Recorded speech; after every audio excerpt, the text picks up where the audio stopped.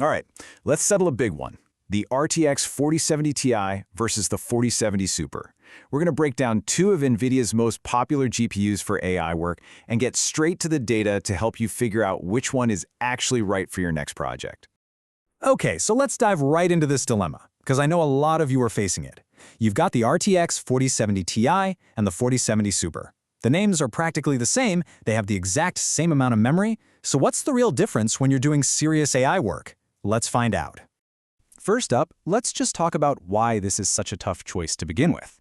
The reason it isn't some super obvious decision is because these cards are built on the same incredibly powerful foundation. At the heart of both of these GPUs is NVIDIA's Ada Lovelace architecture.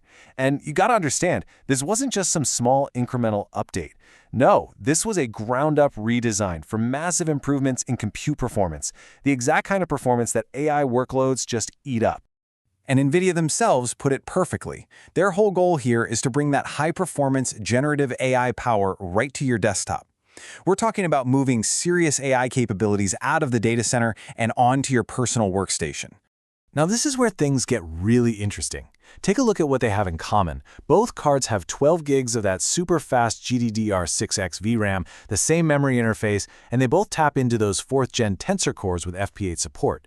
It's this shared DNA that makes them both such fantastic options to begin with. All right, now for the main event. Where do these two GPUs actually part ways? This is where we get to the core conflict, the central trade-off you absolutely need to consider. And this is where a clear path for your needs is going to start to emerge. You know, it really boils down to two totally different design philosophies. The RTX 4070 Ti is all about one thing: maximum throughput. Just getting tasks done as fast as humanly possible. The 4070 Super, though, it's playing a different game. It's all about optimized efficiency, a much smarter balance between raw power and performance.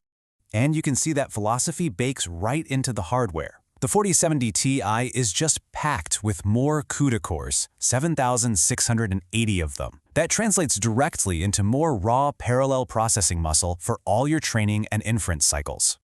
And that raw power shows up again in a key metric for AI, TOPS. That's trillion operations per second, and it's a measure of tensor core performance. At 641 AI TOPS, the 4070 Ti has a clear lead in the kind of peak performance that neural networks absolutely depend on. But, and this is a big but, all that extra performance comes at a price. And that price is power. The 4070 Ti is a thirsty card, pulling 285 watts. The 4070 Super, meanwhile, gets its amazing performance while sipping just 220 watts. That's a 65-watt difference, and believe me, that really adds up over time. And there's one more key difference that could be a deal breaker, especially if you work with a lot of video. The 4070 Ti comes with dual NVENC encoders. That's NVIDIA's dedicated hardware for video encoding. The Super only has one. So for anyone processing huge video datasets for things like computer vision, those dual encoders are a massive speed advantage.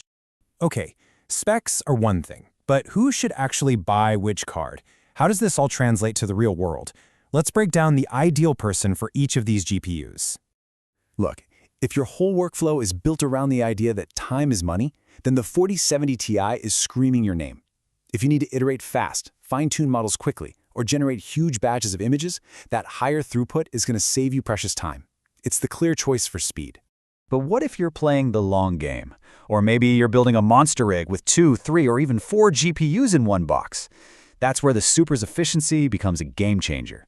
Lower power means less heat and lower electricity bills, which is a huge strategic advantage for bigger setups.